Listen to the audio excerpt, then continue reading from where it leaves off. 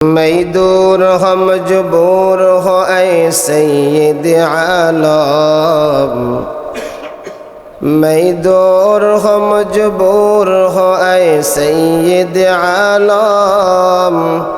दीदार देखा तो नहीं आवाज सुना दो, दीदार देखा तो नहीं आवाज सुना दो। मैं आशिक मौला हूँ मगर इश्क निराला, मैं आशिक मौला हूँ मेरा इश्क निराला। ये जुमला जहाँ जिसकी तजल्ली से उजाला, ये जुमला जहाँ जिसकी तजल्ली से उजाला। शाहान जहाँ सुबह तेरी दर की सवाली, ओ दिल नहीं जो दिल हो तेरी इश्क से खाली, ओ दिल नहीं जो दिल हो तेरी इश्क से खाली। अल्हम्दुलिल्लाह। रब्बे करीमेर दरबारे असंख्य शुकुर ও সুজুদ যে আল্লাহ পাক অত্যন্ত দয়া করে মায়া করে আমাকে আপনাকে ২৭তম রজনীতে আল্লাহর ঘর মসজিদে সমবেত হওয়ার তৌফিক দান করেছেন। এজন্য প্রাণ খুলে মন খুলে আওয়াজ করে কালিমাতুশ শুকর বলি আলহামদুলিল্লাহ। লক্ষ কোটি দুরুদ ও সালাম মানবতার মুক্তির দূত, মানবতার মুক্তির দিশারি, মরদুলাল মরদুদ রহমাতুল্লিল আলামিন, খাতামুন নবিয়িন, সৈয়দুস সাকালাইন, ইমামুল মুরসালিন জনাবে মুহাম্মদুর রাসূলুল্লাহ সাল্লাল্লাহু আলাইহি ওয়াসাল্লামের উপর। সম্মানিত হাজিরিন, আমি আপনাদের সামনে মহাগ্রন্থ আল কোরআন থেকে একটি সূরা তেলাওয়াত করেছি। বিশ্ব নবী, শেষ নবী, মহানবী, শ্রেষ্ঠ নবী সাল্লাল্লাহু আলাইহি ওয়াসাল্লামের অসংখ্য অগণিত হাদিস থেকে একটি হাদিস পাঠ করেছি। তেলাওয়াতকৃত সূরা এবং হাদিসের আলোকে আল্লাহ পাক আমাকে আপনাকে কিছু কথা বলবার এবং ধৈর্য ধারণ করে শুনবার তৌফিক দান করুন। সকলে পড়ি আমিন। আমার বন্ধুগণ, আল্লাহ রব্বুল আলামিন আমার আপনার প্রতি বড় ইহসান ও দয়া করেছেন, যার ফলশ্রুতিতে আজ আমি আপনি ২৬টা রোজা শেষ করে তারাবির উদ্দেশ্যে আল্লাহর ঘর মসজিদে সমবেত হতে পেরেছি। এজন্য বলি আলহামদুলিল্লাহ। নেয়ামতের শুকর আদায় খুব বেশি বেশি করতে হবে। নেয়ামতের শুকর আদায় বান্দা যখন করবে তো আল্লাহ নেয়ামত বাড়ায় দিবে, সুবহানাল্লাহ বলে। আর নেয়ামতের যখন নাশুকরি করবে তো আল্লাহ পাক নেয়ামত কমায় নিবে না, বরং আল্লাহ পাক তাকে শাস্তির সম্মুখীন করবে। নাউজুবিল্লাহ।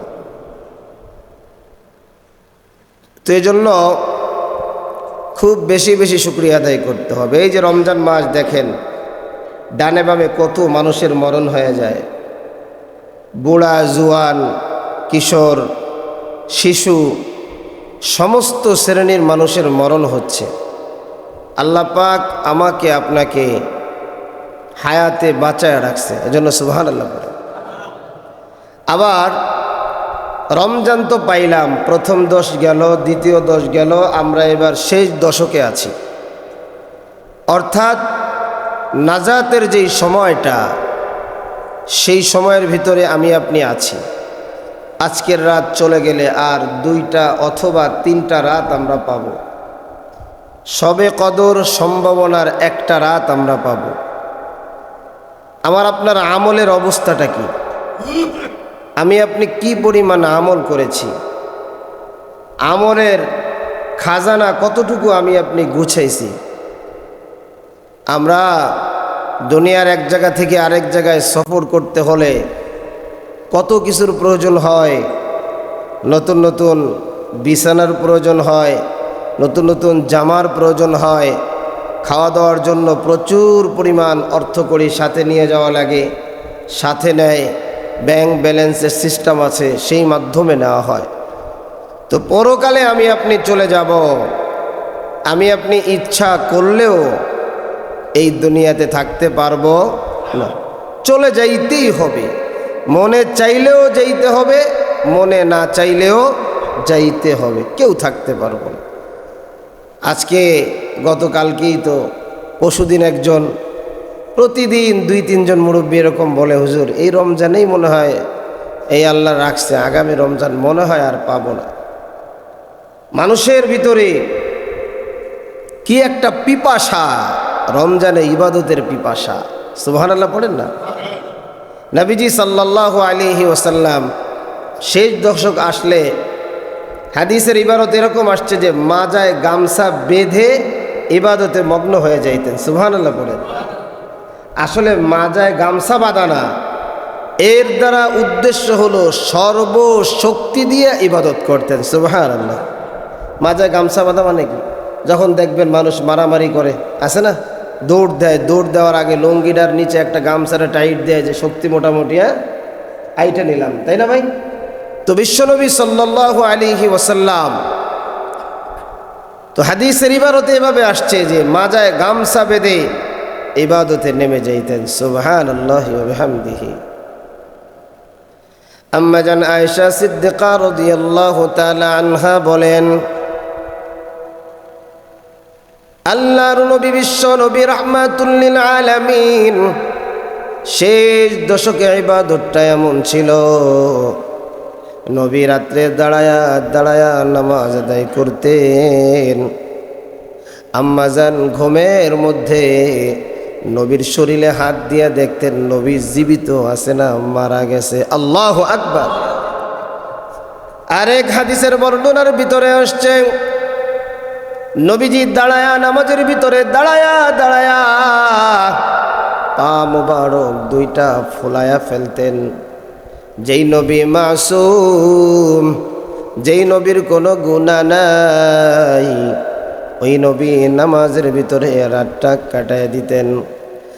আজকে যখন আমরা রাত জাগার কথা বলি, একটু বেশি সময় জাগ্রত থাইকা ইবাদতের কথা বলি, কত মানুষ আমাদেরকে বিভিন্ন ধরনের অজুহাত দেয়, বিভিন্ন ধরনের বাহানা দেয়।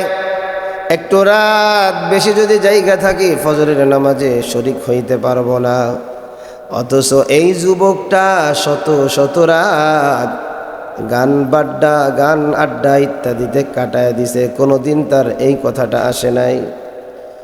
দুনিয়ার গান বাজনা সামান্য একটু খাহেসাতি নফসানির খোরাকের জন্যে আমি আপনি যদি রাতটা কাটায়া দিতে পারি, দয়াময় আল্লাহ দয়ার মালিকের দয়া পাওয়ার জন্য কি 1-2টা রাত আল্লাহর জন্য কাটায় দিতে পারবো না? পারবো নি? এরা যুবক ভাই, একটা সবে কদর তুমি আমি যদি পায়া যাই, 1000 মাস ইবাদতের সওয়াব আমার আপনার আমল নামায় লিখে দেওয়া হবে। পয়গম্বর জানায় দেয়, মান কামা লাইলাতাল কদরি ঈমানাও ওয়া ইহতিসাবা গুফিরা লাহু মা তাকদ্দামা মিন যামবি। বিশ্বনবী আমার বলেন, যারা লাইলাতুল কদর পেয়ে গেল, যাদের তকদিরে লাইলাতুল কদর হাজির হয়ে গেছে, এই লাইলাতুল কদরে ইবাদত করার কারণে আল্লাহ তার সামনে এবং পিছনের সব গুনাহগুলো মাফ করে দেয়। সুবহান। এই জন্য যুবক, যেই রাত্রটা লাইলাতুল কদর হয়, ইযা কানা লাইলাতুল কদরি নাযালা জিবরাইল ফি কাবকাবাতিন মিনাল মালাইকা। হযরতে জিবরাইল আলাইহিস সালাতু ওয়াস সালাম বিশাল একটা ফেরেশতাদের বাহিনী নিয়া দুনিয়ায় জিবরাইল আগমন করে। জিবরাইল আগমন করার পর তাদের হাতে সবুজ একটা পতাকা থাকে। পতাকাটারে বাইতুল্লাহর ছাদের উপরে পতাকাটা খাড়া কইরা সমস্ত ফেরেশতাগুলা দুনিয়ার প্রত্যন্ত অঞ্চলে ছড়ায়া যায়। ছড়ায়া হাদিসের ইবারতে এমন বলে, কেউ কেউ তো দাঁড়ায়া দাঁড়ায়া নামাজ পড়ে কিয়ামের মধ্যে যারা থাকে, কেউ তো আবার সেজদারত অবস্থায় থাকে, কেউ তো আবার রুকুরত অবস্থায় আছে, কেউ তো আবার বসে বসে কালামে পাকের তেলাওয়াত করে। আল্লাহ তাআলার ওই রহমতের ফেরেশতারা আল্লাহর ওই বান্দা বান্দির সাথে হাতে মুসাফাহা করে এবং বুকের সাথে সিনা মিলায়া মুআনাকা করে। সুবহানাল্লাহ। শুধু এতটুকু কইরেই ক্ষান্ত হয় না, আল্লাহর বান্দা দুয়ার ভিতরে যা যা বলে রহমতের ফেরেশতারা আল্লাহর বান্দার সাথে আমিন আমিন বলে। সুবহানাল্লাহ। এই জন্য যুবক, অন্যায় করেছ, গুনাহ করেছ, অপরাধ করেছ, সব অপরাধের কথা কেউ না জানলেও যিনি জানেন তিনি কে? একটু জোরে বলেন না কে? সবার চোখ ফাঁকি দেওয়া যায়, আল্লাহর চোখ কিন্তু ফাঁকি দেওয়া সম্ভব হবে না। আমি যদি গুনাহ করি আমার মাও দেখে না, বাবাও দেখে না, আমার ভাই বোন স্ত্রী সন্তান কেউ দেখে না, কিন্তু সব জায়গায় আমার আল্লাহ আছে, সব জায়গায় আমার আল্লাহ আছে, সব জায়গায় আমার আল্লাহ আছে। আল্লাহু আকবার। বান্দা যখন এই চিন্তা করে কেউ না দেখলেও আমার আল্লাহ দেখে, ওই বান্দার দ্বারা কোনো ধরনের গুনাহ হয় না, গুনাহ হয় না। আল্লাহ কত দয়াময়, আল্লাহ কত মায়াময়।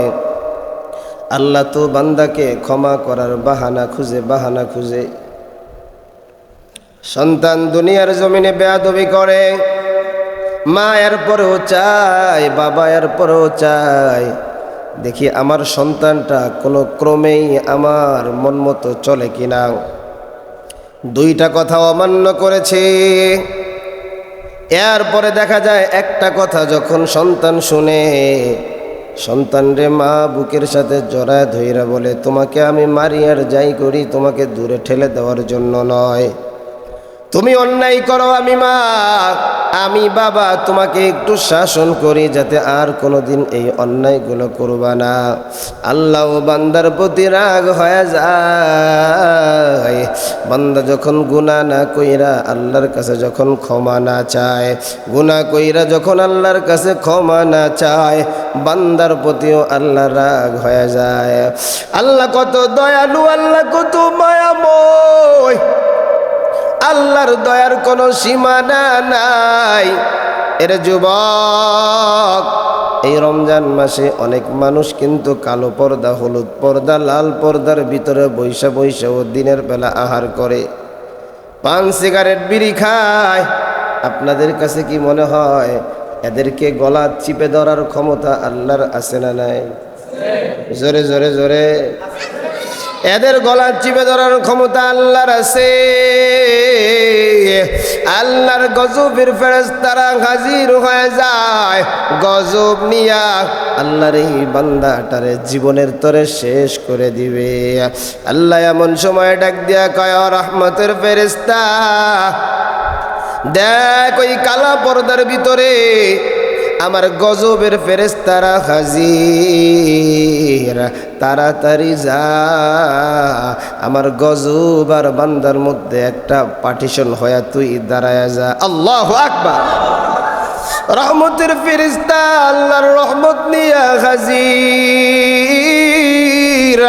রহমতের ফেরেশতা হাজির হয়ে বলে, আল্লাহ আপনার বান্দা এই রমজানের রোজা ছেড়ে দিছে, আপনার নাফরমানি করতেছে, আপনার দয়া তো অসীম, আপনার দয়ার তো কোনো সীমানা নাই, আপনি এই রমজানে মাফ করে দেন, আগামী রমজান থেকে আপনার বান্দা ঠিকঠাক মতো রোজা রাখবে। সুবহানাল্লাহ। এজন্য আল্লাহর মতো দয়াময়, আল্লাহর মতো মায়াময় কেউ নাই। বনি ইসরাইলের ভিতরে আগের জামানায় এক আল্লাহর গোলাম একজন নয়, দুইজন নয়, 99 জনকে হত্যা করেছে। কতজনকে হত্যা? 99 জনকে হত্যা করার পর আল্লাহর বান্দার অনুভূতি অনুশোচনা আসলো, এতগুলা মানুষকে হত্যা করলাম, আমি তো ডাইরেক্ট জাহান্নামে যাব, আমাকে তো জাহান্নাম থেকে কেউ ফেরাইতে পারবে না। আল্লাহর বান্দাই চিন্তা করে এবার চিন্তা করলেন, দেখি না কোনো উপায়ে কোনো আমলে একটু জান্নাতি হওয়া যায় কিনা। আল্লাহর বান্দাই চিন্তা করিয়া করিয়া জানে যে আমক এলাকার অমন একজন ব্যক্তি বড় আবেদ, বড় নামাজি, বড় দানবীর, বড় দিনদার, আবেদ কিন্তু আলেম না। আবেদের কাছে গিয়ে কয়, আপনি তো নামাজ পড়েন, আপনার তো হুজুরের মতো দেখা যায়, আমি একটা মাসআলা নিয়ে আসছি, আমি বেশি না 99 জনকে হত্যা করেছি, আপনি একটু বলেন আমার ক্ষমা পাওয়ার কোনো রাস্তা আসেনি? আল্লাহু আকবার। আবেদ মানুষ, তেমন ইলম নাই। কথাটা শোনার সাথে সাথে জিহ্বাটা কামড় দিয়া মাথায় হাত দিয়া কয়, তুই ধ্বংস, তোর কোনো ক্ষমা নাই। 99 জন মানুষকে যে হত্যা করে সে কি ভালো মানুষ, সে কি ক্ষমা পাইতে পারে? এবার ওই আল্লাহর বান্দা কয়, এখনো তো 100 জন হইতে বাকি আছে, 100 জন তরেই মারব। আল্লাহর বান্দা ওই আবেদরে হত্যা করিয়া আল্লাহর বান্দার অনুশোচনা আরো বেশি বেড়ে যায়। এবার আল্লাহর বান্দা বলা বলে আরম্ভ করে, আমি 100 জনকে হত্যা করেছি, আমার কি কোনো ক্ষমা পাওয়ার কোনো সুযোগ আছে? আমার কি মাপ পাওয়ার কোনো সুযোগ আছে? আল্লাহর বান্দা যাদের কাছে এই কথাগুলো বলে তারা বলে, ভাই আমরা তো এইটা বলতে পারবো না, তবে অমন এক এলাকার ভিতরে একজন আলেম আছে, ওই আলেমের কাছে যদি তুমি যাইতে পারো তাহলে তুমি উত্তম একটা সমাধান পাইবা। আল্লাহর বান্দা পাগলের মতো কান্না করে আর দৌড়ায়, পাগলের মতো কান্না করে আর দৌড়ায়। আল্লাহর বান্দার ভিতরে এখন আমার আল্লাহর ভয়, জাহান্নামের ভয়, আমার আল্লাহর আযাবের ভয়। আল্লাহর বান্দা পাগল বেচাইন হয়ে গেছে, আমার ক্ষমা পাইতেই হবে, ক্ষমা পাইতে হবে। আল্লাহর বান্দা ওই রাস্তায় দিকে দৌড়ায় আর দৌড়ায়, দৌড়ায় আর দৌড়ায়। আল্লাহর বান্দা যাইতে যাইতে হঠাৎ কইরা রাস্তার মাঝখানে আজরাইল আইসা কয়, আল্লাহর বান্দা দাঁড়াও, কই যাও? বলে আমি বড় গুনাহগার, আমি এক একজন কইরা 100 জনকে হত্যা করে ফেলেছি, আমি অমুক আলেমের কাছে যাই, আলেম আমার তওবা করায় দিবে, আমি আল্লাহর কাছে তওবা করে নিছি, আমি আর কোনো গুনাহ করব না, এখন আমার ক্ষমার দরকার। আজরাইল বলে, আল্লাহর গোলাম আর মনে হয় তওবা করতে যাইতে পারবি না, তোর জীবন এখানেই শেষ। আজরাইলের কথা শুনিয়া আল্লাহর বান্দা জমিনে ঠাপ করে পড়িয়ে গেছে। জমিনে পড়ার পরে আল্লাহর বান্দা আর পরেও ক্ষান্ত হয় নাই রে যুবক, হামাগুড়ি দিয়া দিয়া ওই আলেমের যেই রাস্তা, ওই রাস্তার দিকে আগানো আরম্ভ করেছে, আগানো আরম্ভ করেছে। একটু সময় পর আজরাইল মালাকুল মাউত আল্লাহর বান্দার দেহ থেকে প্রাণ পাখিটা যখন বের করে নিয়ে যায়, এবার আল্লাহর বান্দার আত্মাটা কোন জায়গায় নিবে? জাহান্নামীদের কাতারে নিবে নাকি জান্নাতি ফেরেশতারা নিবে? 2 ধরনের ফেরেশতারা হাজির হয়ে গেছে। ফেরেশতারা এই কাটাইকে বলে, ও জাহান্নামী ফেরেশতা শোনো, আল্লাহর বান্দা চিরতরে তওবা করিয়া এক আল্লাহর দিকে ফিরে যাইতেছে। সুতরাং তোমরা আর আত্মাটাকে আমাদের নিতে আর ডিস্টার্ব করিও না। আল্লাহর বান্দা জান্নাতি কোনো সন্দেহ নাই। জাহান্নামী ফেরেশতারা ডাইকা ডাইকা বলে, ও জান্নাতি ফেরেশতারা শোনো, একটা দুইটা খুন করে নাই, 100টা খুন করছে। সুতরাং এর ক্ষমা পাওয়ার কোনো সুযোগ নাই। আল্লাহর এই বান্দা জাহান্নামে যাবে। দুই ফেরেশতাদের মধ্যে যখন তর্ক বিতর্ক, জান্নাতি আর জাহান্নামী ফেরেশতাদের মধ্যে যখন ঝগড়া লেগে যায়, এমন সময় আমার আল্লাহর গায়বী আওয়াজ, ও ফেরেশতারা তোমরা আর ঝগড়া করিও না। এই জায়গা থেকে তোমরা এবার জায়গাটা পরিমাপ করিয়া নাও।